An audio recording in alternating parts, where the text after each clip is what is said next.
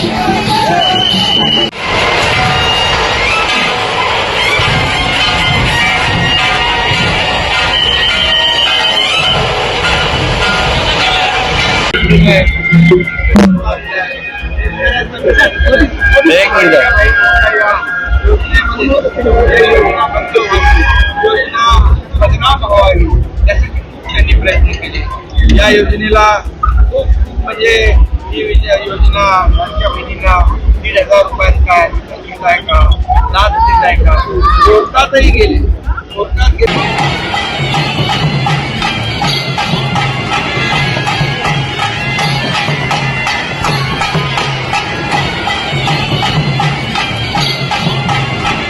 प्रत्येक शाळेच्या व्यवस्थापनेला एप्रिलमध्ये सूचना देऊन त्यांचे कठोर पालन करण्यास सांगितले आहे। मुलांच्या संरक्षणाची जबाबदारी ही शाळेची देखील आहे। या संदर्भात शाळेतील कर्मचारी दोषी असेल तर त्याच्यावर कारवाई झाली पाहिजे अशी प्रतिक्रिया पुण्यातील विद्यार्थिनींवर झालेल्या अत्याचार प्रकरणावर महाराष्ट्र राज्य बाल हक्क संरक्षण आयोग अध्यक्ष ॲडव्होकेट सुशीबेन शहा यांनी दिली आहे। सगळ्यांना जय महाराष्ट्र, नमस्कार। आज आपल्याला पुण्यामध्ये एक लहान चिमुकलीवर बस ड्रायव्हरने काहीतरी अत्याचार केलेला आहे। अत्यंत निंदनीय तशी गोष्ट आहे आणि मी परत बाल हक्क आयोगचे अध्यक्ष म्हणून परत स्कूलची ऍडमिनिस्ट्रेशनला, त्यांचे मॅनेजिंग ट्रस्टीला सांगू इच्छिते की आम्ही गाईडलाईन्स इश्यू केलेली आहे एप्रिल महिन्यामध्ये आणि त्याच्या कठोर पालन, काटेकोर पालन व्हायलाच पाहिजे। आणि जर ह्या केसमध्ये आम्हाला असं वाटलं की कुठेतरी ट्रस्टीनी, कुठेतरी ऍडमिनिस्ट्रेटरनी, कुठेतरी हेडमिस्ट्रेसनी चेकिंग, व्हेरिफिकेशन ते ड्रायव्हरचा आणि ते कंडक्टरचा आणि जर महिला कंडक्टर नसेल तर त्यांच्यावरती पण गुन्हा दाखल करायचं काम आम्ही करू। शेवटी मुलांचं संरक्षण त्याची जबाबदारी स्कूलची पण आहे। जोपर्यंत मुलं स्कूलचे युनिफॉर्म मध्ये किंवा स्कूलची ऍक्टिव्हिटी मध्ये सहभाग घेत आहेत, जबाबदारी स्कूलचीच आहे आणि म्हणजे मी त्यांना पण दोषी मानते.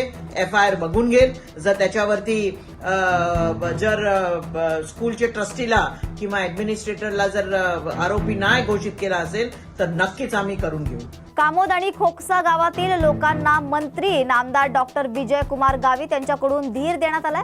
नवापूर तालुक्यातील कामोद आणि खोकसा या गावांमध्ये रात्रीपासून त्या ठिकाणी जमिनीमधून आवाज येताना दिसतो आहे आणि मोठ्या प्रमाणामध्ये स्फोट झाल्यासारखं ऐकू येत आहे. त्याचबरोबर त्या ठिकाणी काहीतरी फुटल्यासारखं असा आवाज येतोय. एकंदरीत रात्री कलेक्टर मॅडम आणि SP ने त्या ठिकाणी तहसीलदार आणि संबंधित अधिकाऱ्यांना पाठवलं होतं आणि त्याचे जे आवाज येतात ते आवाज कशामुळे येतात, काय येतात हे बघायला त्यांना सांगितलं होतं. एकंदरीत आपल्या या भागाचं भूकंपाचं मोजणी यंत्र नाशिकला आहे आणि सोनगडला आहे. त्या दोन्ही मोजणी यंत्रामध्ये कुठल्याही प्रकारचं आपल्या भागामध्ये भूकंप झाल्याचं आढळलं नाही किंवा कुठेतरी व्हायब्रेशन झाल्यासारखं कुठेही आढळलं नाही. त्यामुळे तिथल्या लोकांनी घाबरण्याचं काही कारण नाही. परंतु मागच्या महिन्यामध्ये शिरपूरला अतिवृष्टी झाली होती आणि त्या अतिवृष्टीमुळे त्या भागामध्ये अशाच प्रकारचे आवाज येत होते. ते आवाज येण्याचं कारण की पाऊस जास्त झाल्यामुळे बुडबुडे तयार झाले आणि ते बुडबुडे फुटतात आणि त्या बुडबुड्याच्या फुटण्याचा आवाज येतो. हे मागच्या महिन्यामध्ये तिथे बघितल्यानंतर निदर्शनास आलं. तशाच पद्धतीचा आवाज इकडे सुद्धा होत आहे आणि ते अतिवृष्टी झाल्यामुळे त्या ठिकाणी बुडबुडे तयारपासून फुटत आहेत अशा प्रकारचा अंदाज या ठिकाणी आहे.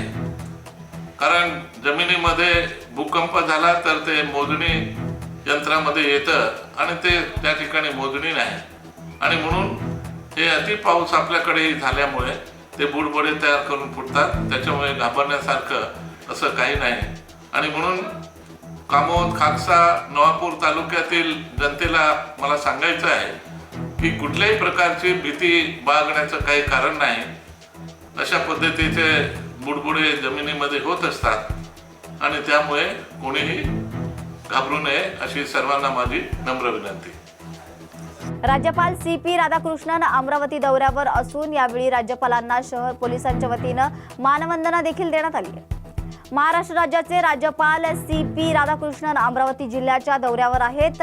त्यांचे अमरावतीच्या विश्रामगृहात आगमन झाले. यावेळी अमरावती शहर पोलिसांनी राज्यपाल CP राधाकृष्णन यांना मानवंदना देत त्यांना सलामी देखील दिली आहे. राज्यपाल हे विविध घटकांशी भेटी देऊन त्यांच्याशी संवाद करणार असून आज उद्या अमरावती येथे मुक्काम करणार आहेत तर सकाळी 9:40ला ते अमरावती विमानतळावरून मुंबईकरिता रवाना देखील होणार आहेत.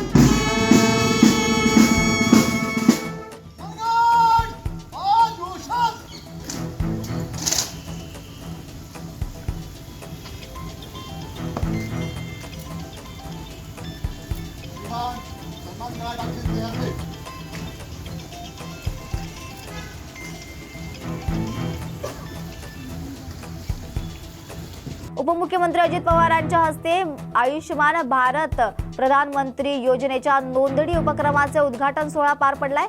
तर बारामतीमध्ये आयुष्यमान भारत प्रधानमंत्री जन आरोग्य योजनेच्या नोंदणी उपक्रमाचं उद्घाटन राज्याचे उपमुख्यमंत्री अजित पवार यांच्या हस्ते पार पडले। यावेळी अजित पवार यांनी योजनेची माहिती घेत जी वाहने खेड्यापाड्यात जाऊन नोंदणी करणार आहे त्या वाहनांचे पाहणी करत या वाहनांमध्ये काय काय सुविधा आहेत याचा आढावा घेतलाय। आपण जसं बघत असाल तशी ही आयुष्यमान भारत प्रधानमंत्री योजना जी आहे त्याचं आज घरोघरी जाऊन एक नोंदणी अभियान आहे। त्याचं उद्घाटन आज माननीय उपमुख्यमंत्री अजितदादा पवार यांच्या हस्ते झालेलं आहे बारामतीमध्ये। या योजनेमध्ये 4 गाड्या आपण विविध बँकांनी वगैरे असं सहभाग करून दिलेला आहे। या गाड्या प्रत्येक घराघरात जातील। त्या घराघरात जाऊन प्रत्येक कुटुंबाची आयुष्यमान भारत योजनेमध्ये नोंदणी करते। या नोंदणीचे वैशिष्ट्य असं आहे की ही नोंदणी केल्यानंतर त्या कुटुंबाला वार्षिक 5 लाख रुपये आरोग्य विमा मिळतो।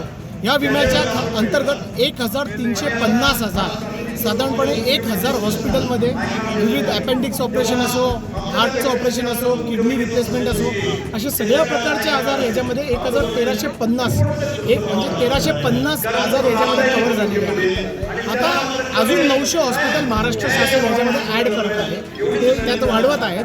आणि ही योजना केंद्र शासन आणि महायुती सरकार महाराष्ट्रातलं यांनी मिळून तयार केलेली योजना आहे। त्यात महाराष्ट्र सरकारने 60% 40% पैसे आणि केंद्र शासनाने 60% पैसे देऊन एक मोठा असा एक म्हणजे निधी तयार केलेला आहे। त्या निधीतून जो प्रत्येक लाभार्थी आहे त्याचे पैसे त्या हॉस्पिटलला दिले जातात। आता या योजनेमध्ये जर आपल्या घरी कोणी 70 वर्षाहून अधिक वयोवृद्ध असा मनुष्य असेल तर त्या वयोवृद्ध मनुष्याला सुद्धा अधिक 5 लाख रुपये म्हणजे कुटुंबाला 5 लाख रुपये, तर ते ज्येष्ठ नागरिकांना अजून 5 लाख रुपये असं 10 लाख रुपयाचा विमा तुम्हाला मिळू शकतो। तसंच हे जे अधिकचं कवर आहे ते कुटुंबाच्या लोकांमध्ये कसंही वाटलं जाऊ शकतं, त्यामुळे एका कार्डावरती कुटुंबातले सगळे मेंबर लाभ घेऊ शकतात। अशा प्रकारची योजना आहे। नागरिकांसाठी नक्की चांगली योजना आहे। ज्या माणसाचा पगार 10,000, 20,000, 25,000, 30,000 असा आहे त्यांना उद्या जर कुठला मोठा आजार उद्भवला तर ऑपरेशन कसं करायचं आहे, मग त्याच्यासाठी कर्ज घेणं, मग कर्जबाजारी होणं, अशा सगळ्या गोष्टी आहेत। ह्या टाळण्यासाठी महायुती सरकार व पंतप्रधानांनी विचार करून ही योजना आणलेली आहे। आणि ह्या योजनेअंतर्गत सगळ्या नागरिकांना लाभ दिल्यामुळे त्याला सहजपणे स्वतःच्या आरोग्याचं कुठलंही ऑपरेशन काय असेल तर म्हणजे जो काही प्रॉब्लेम असेल तो दूर करता येईल। आणि त्यातून प्रत्येक नागरिकाला आणि प्रत्येक कुटुंबाला नक्की या योजनेचा लाभ होणार आहे। ह्या योजनेचं अजून एक वैशिष्ट्य आहे, कुठलीही याला उत्पन्नाची मर्यादा नाही आहे। म्हणजे भारतातला सगळ्यात गरीब ते सगळ्यात श्रीमंत मनुष्यसुद्धा या योजनेचा लाभार्थी होऊ शकतो। बदलापूर लैंगिक अत्याचार प्रकरणी शाळेच्या 2 संचालकांना एका गुन्ह्यात जामीन तर दुसऱ्या गुन्ह्यात अटक करण्यात आली आहे। मयत अक्षय शिंदे याला देखील या गुन्ह्यात अटक केली होती। बदलापूर लैंगिक अत्याचार प्रकरणातील शाळेचे संचालक तुषार आपटे, उदय कोतवाल या दोघांना याच गुन्ह्यात अटक केली आहे। यामधील एका गुन्ह्यात अटक करून SITने आज कल्याण न्यायालयात हजर केले। त्या गुन्ह्यात न्यायालयाने दोघांना जामीन मंजूर केलाय तर दुसऱ्या पीडित मुलीच्या गुन्ह्यात पोलिसांनी या संचालकांना परत अटक केली आहे। सध्या दोघे SITच्या ताब्यात आहेत। उद्या परत त्यांना कल्याण सत्र न्यायालयात हजर करणार आहे।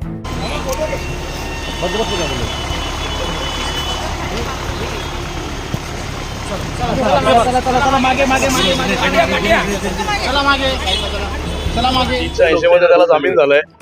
परत 391 मध्ये पोलिसांनी ताबा मागितलाय त्याला। परत 2nd CR 391 मध्ये त्याला ताबा दिलेला आहे। विरोध केला गेला, विरोध केला गेला, अवेलेबल ऑफिसर म्हणून वेळ झाला त्याला। त्यांनी रिमांड काय काय केले होते, म्हणजे मारणे काय केले होते, तपास करायचा आहे, CCTV बाकी आहे, फुटेज बाकी आहेत, आरोपीचा याचा काही संबंध आहे का म्हणून त्यांनी तपासाला वेळ मागितला होता। पण दोन्ही अवेलेबल ऑफिसर त्याच्यामुळे कोर्टाने बेल ग्रँट केलं। तुम्ही जामीन अर्ज देखील केला होता? जामीन अर्ज केला। कोणत्या प्रकरणात जामीन मिळाला? 380 मध्ये त्याला जामीन मिळाला। 391 मध्ये त्याला पोलिसांनी परत ताबा घेतला। हिंदी में बताइए। तर या होत्या आजच्या महत्त्वाच्या घडामोडी। अशाच महत्त्वाच्या घडामोडींसाठी पाहत रहा न्यूज मराठी 24/7। नवा भारत नवा विचार।